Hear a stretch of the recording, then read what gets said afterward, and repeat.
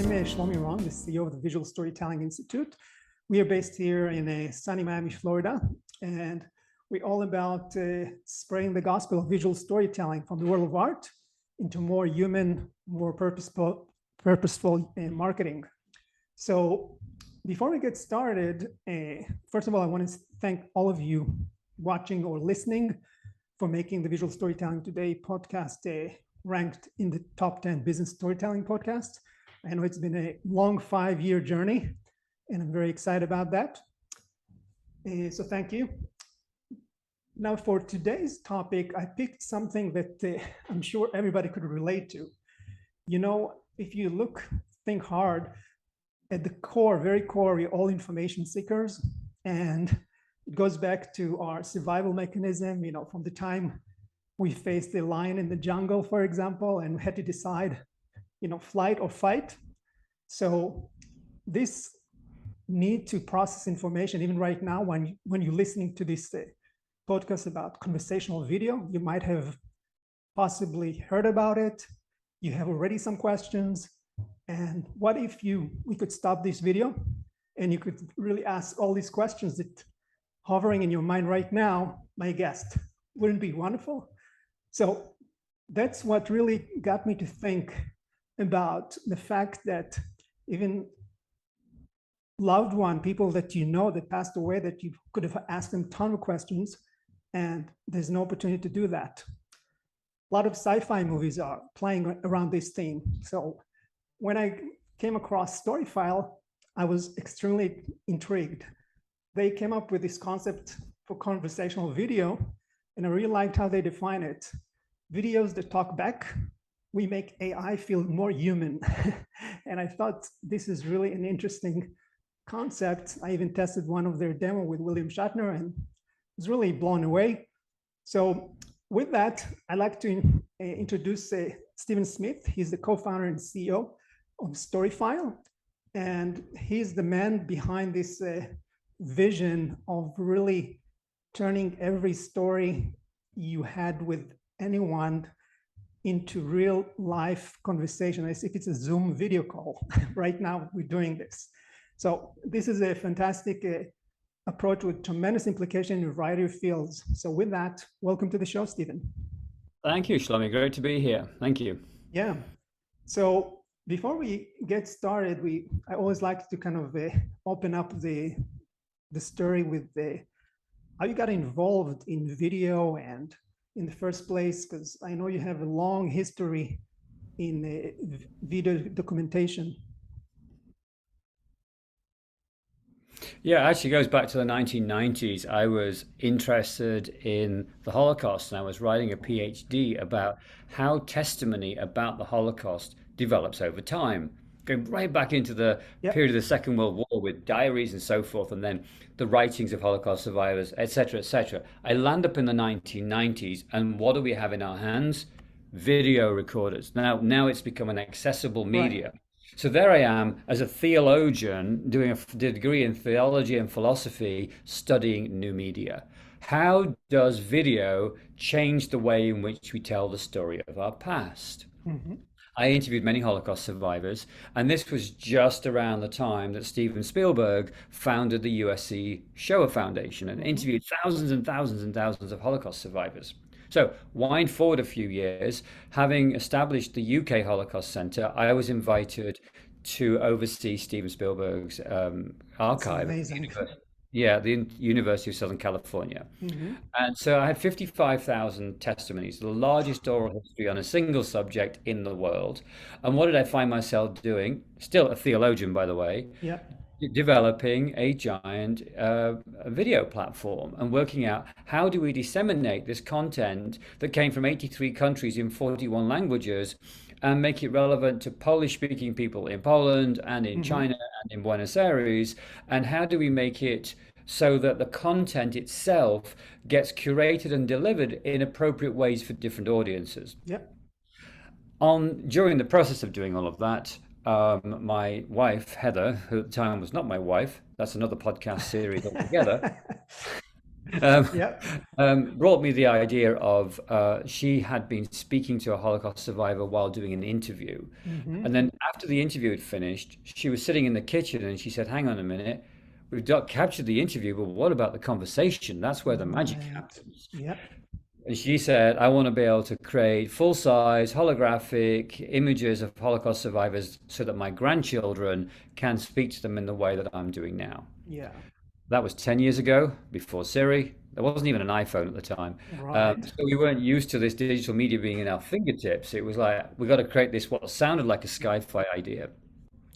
And we spent several years at the University of Southern California with her company and the Institute of Creative Technologies at Hmm. USC, working together with the Shoah Foundation to figure out how do we secure these amazing testimonies in conversational format for the future. I see. We managed that, but it was costing hundreds of thousands of dollars per interview, Hmm. hundreds of cameras, lots of scientists. It wasn't Yeah. exactly commercial. And so the question was that we found we were being asked many times by individuals was, can I interview my grandmother? And Uh-huh. by companies, can I interview my CEO, or can we make, something like that available to our clients? There you And so go. we decided to create StoryFile to make this easily accessible and Hmm. affordable for everybody on a cloud-based automated system so that everyone can use conversational video in their daily lives. No, for sure. No, I'm sure this is, it sounds like almost like sci-fi in a sense that the ability to converse with people that no longer with us or people that won't have the time for you if they're too busy, so like celebrities and stuff. So before we go deeper, I also want to ask you, as a visual storyteller yourself, how would you define visual storytelling? Because this is a question I ask all my guests. Oh, great question. So, yes, I've been involved in visual storytelling in the taking of testimony of historical people for many years. And there's a fine line between historical documentation and storytelling. And I see, in fact, the testimony even of Holocaust and genocide survivors as visual storytelling. Hmm.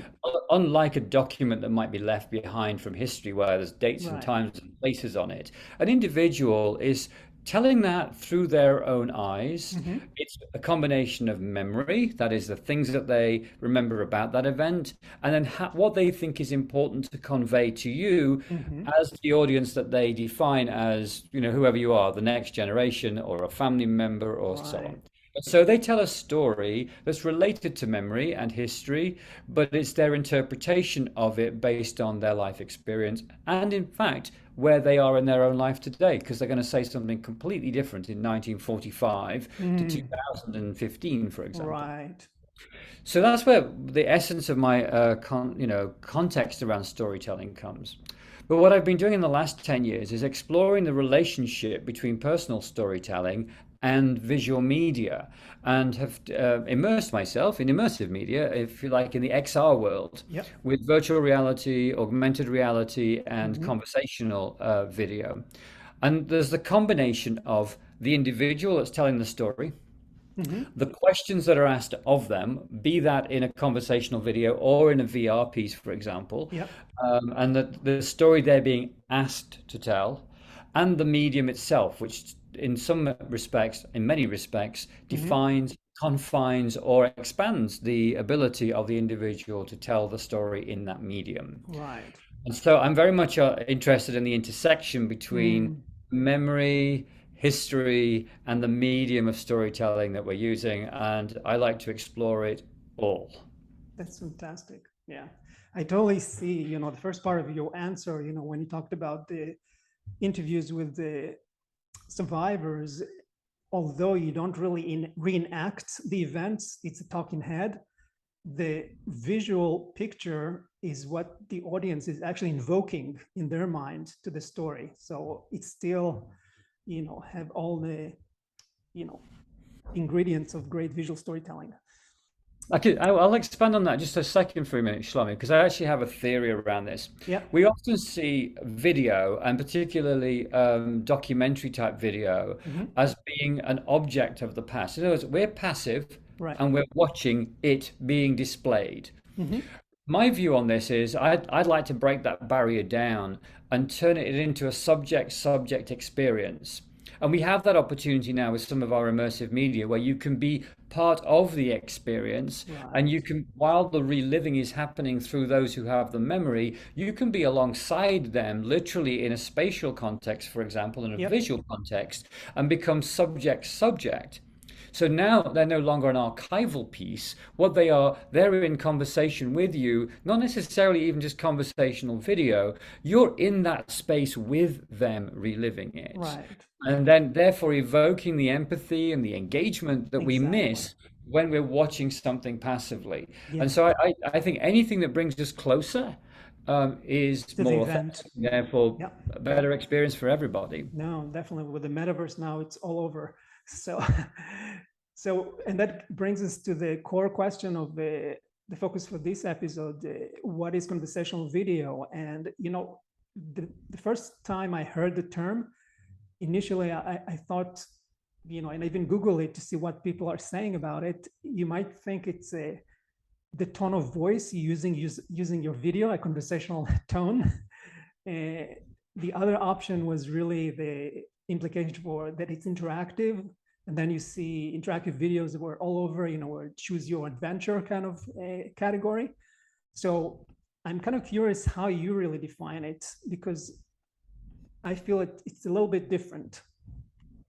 Yeah, so we define conversational video as being the capture of an authentic narrative or point of view or piece of knowledge given by a living human being or an authentic human being that is there based on their experience, be that historical or it could be their skill that they have or their professional skill that they have Right. that they're imparting person to person.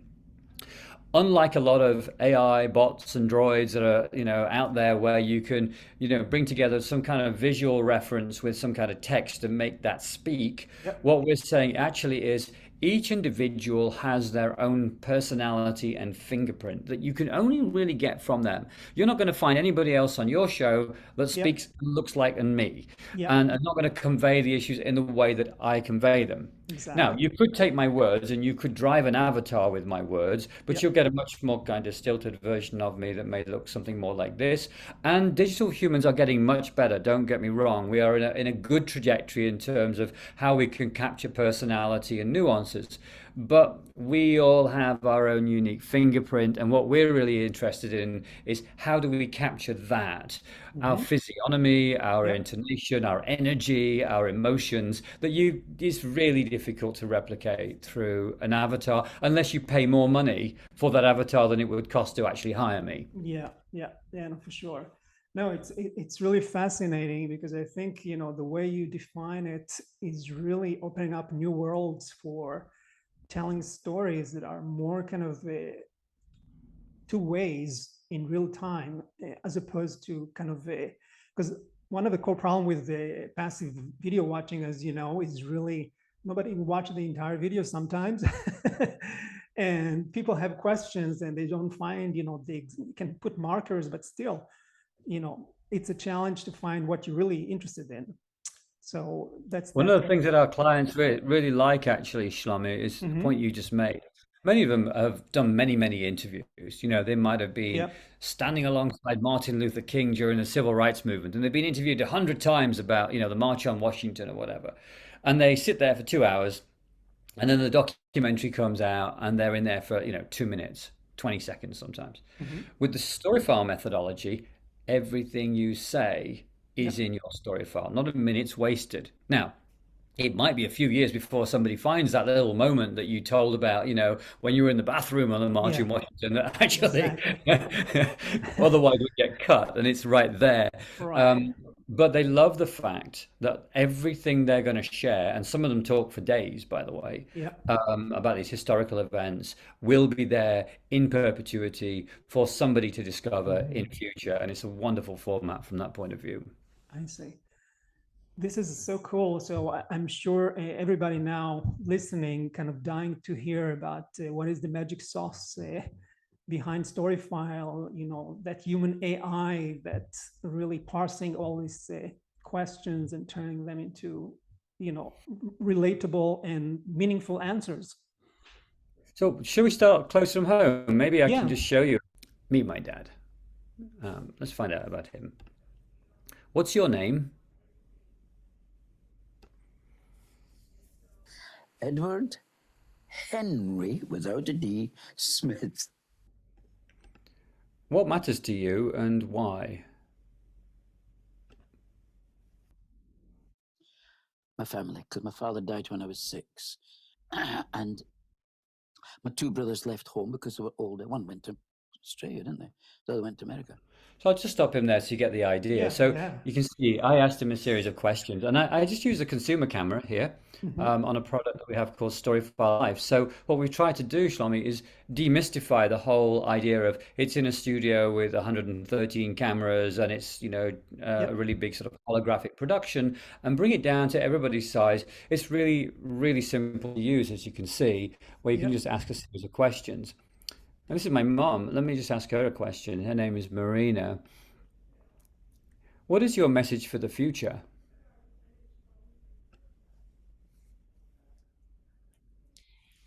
I would say, really, if you have a secure face and you walk in it, I feel that your life will be full of joy and peace and love. That's So you get the idea, incredible. similar to my dad, is interviewed in her front room. Now, my mom died about 6 weeks ago, Oh, sorry to and I hear did that. this interview with her. Yeah, thank you, Shlomi. She was a great woman. She had 87 wonderful years, and she Hmm. died. She was working the day she died. So, no complaints That's there. I amazing. wish we could all have that kind of life. Yeah, yeah. But you know what happened a few weeks later when we had her funeral? I decided to bring this story file of this conversation I had with her because I asked her during this conversation, "What would you say at your funeral?" And obviously, there's only one day that I could actually ask her that, and that was at her funeral. So I had a little Mm, conversation with her during the celebration of her life, and it was very meaningful, I have to say, to be able to have her there. As you can see, she's just looking straight into the lens, out of the camera, and she spoke to her friends and her family in a most, her usual way. And it wasn't in the slightest bit weird or creepy. It was like, oh yeah, there's Marina, and she's just chatting away as she always would. And it actually was quite comforting, I have to say, and surprisingly so, meaningful and comforting. And it's just nice to have her face smiling out of the camera oh still. yeah, I bet, but a participant really were blown away. It's like the first time nobody done something like that. And I didn't know where to put it in the ceremony, so I put it at the end. And bless Hmm. her, she had the presence of mind to say, "Well, what more can I say? Bye."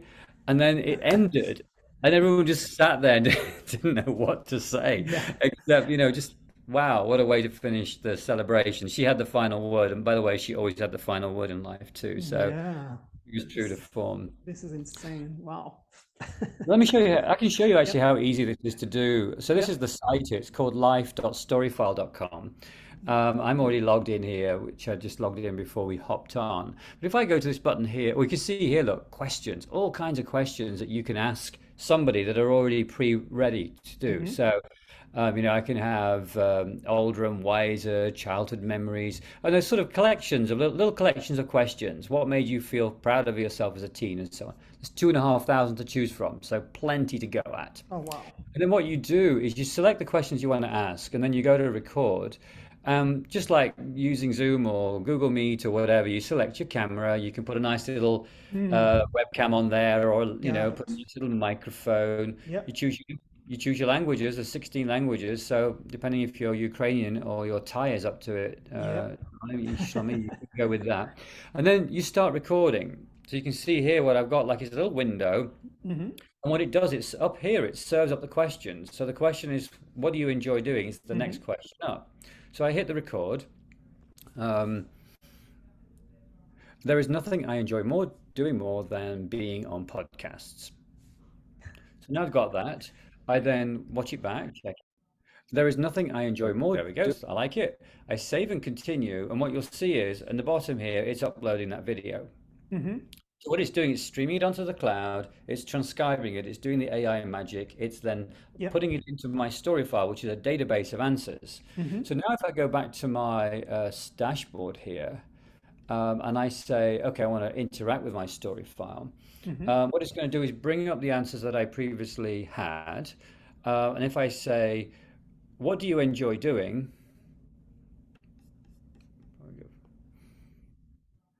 There is nothing I enjoy doing more than being on podcasts. So what that's done now, that's entered that into my story file, saved it for life, and now it's mine. And what you Got can it. see in here is that I can then play that back immediately. I can share it immediately with my family and friends or I post see. it. And most importantly is it's mine, it's private, and I decide who sees it. And one of the ways we do this is providing the ability for you to invite members to your story file if you don't want to just publish it on the web. And Right. so essentially you can just say, I want my grandchildren to watch this only. And then Got it's it. theirs essentially by being in your story circle. Yeah, one of the things that I really got intrigued about the AI perspective was that I understand the technology allows you to basically ask any question you like, and as long as it's part of a thematic cluster of answers, the AI will be able to serve you the right answer within that cluster. Am I right?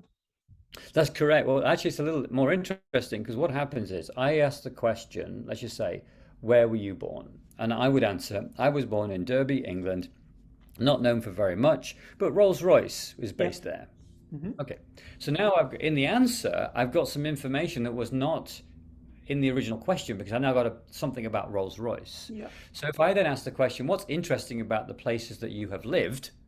You could find that and say, I was born in Derby, England, not known for very much, but Rolls-Royce is based there. And it's then searching all of the answers I for see. relevant answers to the question. So it doesn't have to be one for one Mm, because the AI is searching everything. I see. What we don't do is make up new information. Yeah, like they Obviously, come up with a question that is not part of the database. yeah, so then what's going to happen is it will answer because I've provided that. I don't I have an see. answer for that. Let's try something else, or a variety of different conversational pieces like that, which we ask people to put into their story file so that it feels more natural when something comes up which is, not going to be found. Or if Right. someone's being rude, you can like say, you could be nicer than that, and then you Yeah. just move on. Or even, we find that folks like to test the system. Oh, So yeah. you'll have an answer like, I know you're testing the system, but let's get back to the subject. Yeah, yeah, So yeah. different ways in which the AI it can be a little humorous, a little bit like the voice assistants have got a little bit more character to them these days than they No, used to. definitely. Yeah. Yeah. One of the early evidences for something very similar to conversational video that I can recall is obviously the subservient chicken that,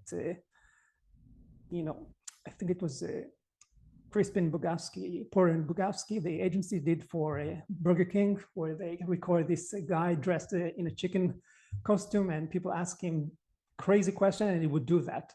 So when you've been working with StoryFile, for a while now, what type of use cases come across from brands, from other fields? So this is Arthur Frommer from Frommer's Guides. And his company wanted to make sure they had their history down. Let me just ask him, how did you start Frommer's Guides? See if it gets it. My career highlights so far were the transformation of the GI's Guide to Traveling in Europe into a civilian version called Europe on $5 a day.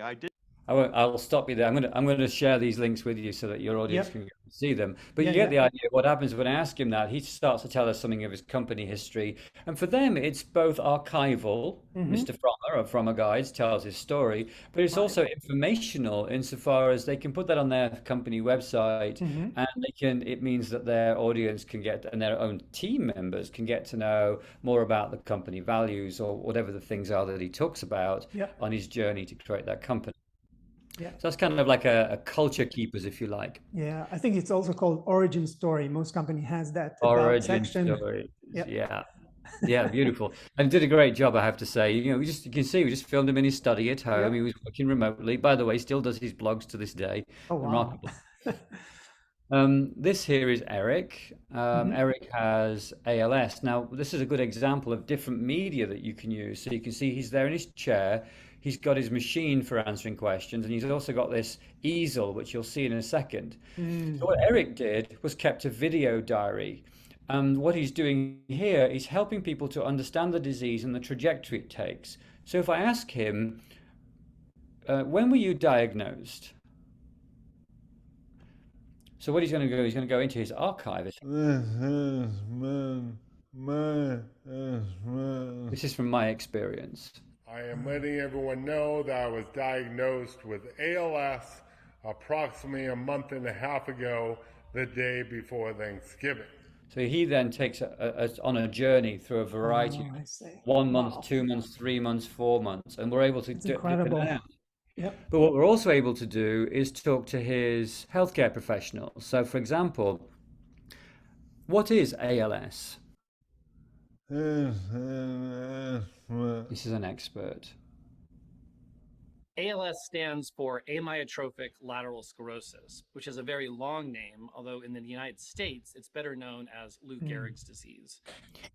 So you see there how you can bring in different media to help you understand this disease and how it progresses over time. I see. Yeah, that's definitely a different use case. It's more kind of a mixed media experience. Yep. Right. And here we have a training video. So this is actually training doctors how to make diagnoses and how to work with patients. Can you describe your symptoms? I've been getting shortness of breath more frequently. It seems like anything will cause it. I was just walking from the front of the store to my car, and I had to stop to gather myself. So you get the idea how you might have slightly different nuances from question to question and how that works out. I see. So this is really like good for training as you onboarding people, maybe. Yeah. That's correct. So onboarding, training, development, continuing professional education. Now this client here, what they did, they license our platform. It's called Conversa. And so that's the platform there. And what I have in my dashboard is, it tells me how many story files I've got, how much I've used them. I can then go and search story files. So if I just went to that one, for example, I can then find that particular story file, and I can publish it as fast as this. It's very, very quick to put. It's a link that you can embed on a website or a native app or so forth. And you can choose, for example, whether or not you have these hints. So for example, if I want to know what can he talk about, his present illness, do you have any fever or chills? I may not know to ask that. But in fact, within this training course, that's an important thing for the trainee to know to ask. So it may be that this is hidden for the test that the trainee does, but it also may be, if it's an educational process, that it's not hidden because you want them to know the scope of things that you should be asking. So it can either be used for learning, or actually also for testing whether or not somebody's learned what they need to learn in terms of this particular disease this character has. Yeah, for online courses, I think this could be amazing, because mostly you just watch those 7 minutes video clips and ask to to do an assignment. But if you can actually interact with the instructor as if it's live instruction, I think that's fantastic.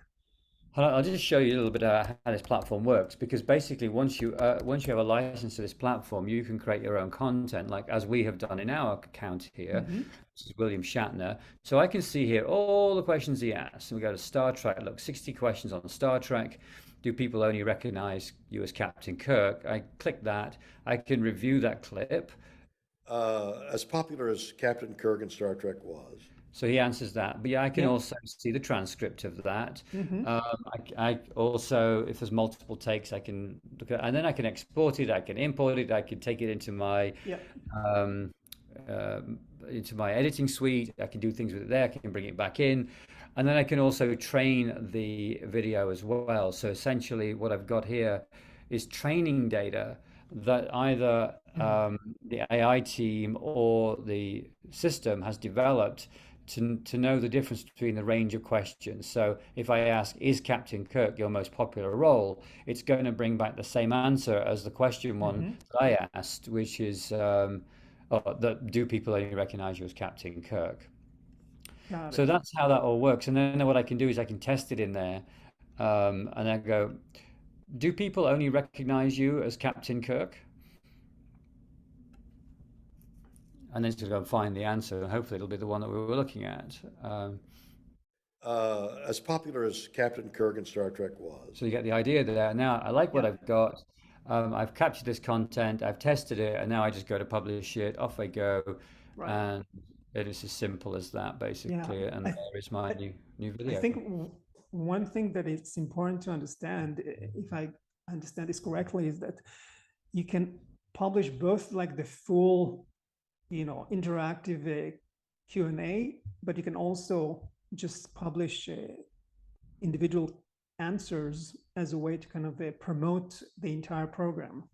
And that's another great benefit here. So That is correct, yes. So in fact, every answer is a short video. And also within the system, you can decide what you publish in any given story file. So essentially, you could say, William Shatner answered 568 questions, but I'm just right. going to publish the 69 that are about Star Trek and create a Star Trek William Shatner interview, and they would just be answering questions about that. Right. So if you need to kind of take a forest view at all your clients, what are maybe the top 3 business goals that are keep coming back, that's why they want to use StoryFile? Yeah, teaching and learning, HR, and customer service. Customer service. Those are the 3. And those are all kind of, just to make it clear to everybody, these are all kind of a permanent installations, in the sense that, the project is constantly live and active. It's not made as a short-term campaign, for example, that's running for a limited time, or you get some campaign-based projects. We do get campaign-based projects, actually, or those that might be linked to something shorter term. In fact, if I show you here, this is a example of a Time magazine, which was a temporary exhibition sponsored by Time about the March on Washington. And then what they did is, for this campaign, or for this exhibition, is they built in this individual. Her name is Joyce Lardner, who helped with the march. And so within that campaign window, or that time frame, Joyce was available for their clients on the Time website. You can see time.com, the March digital exhibition. And then I could ask her, what was it like to meet Martin Luther King? And you see, this is just coming straight off their website. So it's not even on the StoryFile website now. The URL is behind it. It might be a little slow because it's coming through their website. And so what you end up with is this sort of It was exciting. I was 19 years old and going into my senior year of college. I had, it was just a very... You get the idea. So then she's able to talk about the experience of meeting him and what it was like as a teenager and how that impacted her life. So that's the way in which a brand might use a story file, as not necessarily, in this case, to promote a product, but to enable and support an experience, a brand experience that Time was creating for its users. Got it. And from working with the clients on the brand side, what are the typical KPIs they track? What are the success criteria? Well, there are multiple things. So first of all, for example, if you're in HR and you want to do something, for example, you get to meet the founder or the CEO of the company. They might be softer KPIs. It's like, it's an onboarding program. We want everyone to know our company values, and the founder is going to help everyone that joins this company by meeting him or her asynchronously, but still getting to know that person that they wouldn't ordinarily meet on their first day at work, or meet the CEO, for example. So they're kind of softer, but then there are some more sort of productivity and efficiency related users. So we'll stick with HR for a moment. Let's say you're recruiting. And normally you get down to 10 and then you start to do interviews. So how about you issue a StoryFile link to the 10 candidates and ask them to answer the 10 questions that you want them to answer. That's going to give you an orientation as to whether to really invite them in or not. And now what you get is not a written response. You're getting that sort of personal, engagement. And then instead of wasting your time on 10, you're going to interview the 3 that really come through in terms of how they communicate. So that's a kind of it's a sort of an efficiency thing. That means your top engineer is now not wasting time talking to 10 people, 7 of whom are not going to make the cut anyway, and can very quickly review that and then spend more time on the 3 that are obviously going to be the ones that they're going to be deciding among. So it helps on the efficiency side. I see. And for marketing, objectives, do you see any brands using this, I would assume, for customer engagement? For an example, we have a very interesting company that helps people with their windscreens when they get broken. So, you're on the side of the road and it's hailing and snowing, and you don't want to be scrolling through a bunch of text and finding out what they whether or not they'll cover your insurance. So what we're looking for there is, how do you quickly find information that's actually pleasant in the circumstances in this hailstorm, gets you what you need, and then gives you the link you need to get you through to the right person to get things done. So in a sense, what we're doing, we're kind of coming right over the top of the chatbot and saying, actually, let's make this much more brand oriented. Let's give a brand experience that's personal, that's very welcoming, and actually says what we want it to say and gets them where they need to get fast. And so we're seeing a lot of interest in help centers turning from a list of FAQs to, hi, I'm your brand. It's great to meet you, sort of thing. That makes a lot of sense. Another one, actually, which is fascinating, is sort of what we call smart agents. Imagine you've got a bank or an embassy, and you walk in. Again, this is a productivity tool. It's basically making sure that you don't have to have more people in the bank than you need. So you walk in. In this case, it's high fidelity. It's not web-based. It's a hologram, life-size agent, and you walk in and you ask a question about getting a visa or opening a new account. And that virtual agent can take you through, 80% of the account opening, reading your application. Once they've got that, they throw it to the call center where there is a video agent who's also on a holographic screen, and then she or he will then take you through the final clearances for opening your account or moving your money or the things that you want to do, or if you get stuck, to answer a more complex question, and they'll finish out the transaction for you. Got it. No, this is so cool. One thing that you mentioned earlier, where do you see the future is headed? And you talked a little bit about immersive realities.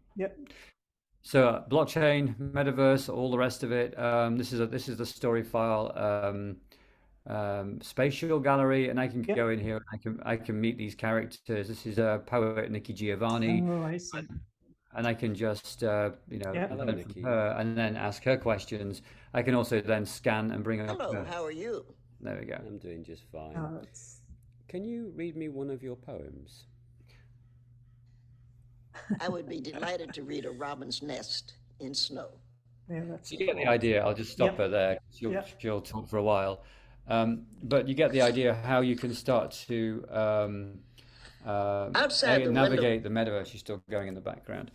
Navigate the metaverse, and we know that in the metaverse we're going to meet people in real time. What I'm anticipating using conversational video is that we'll meet people asynchronously. So they could be historical characters who are, in the place where the history happened.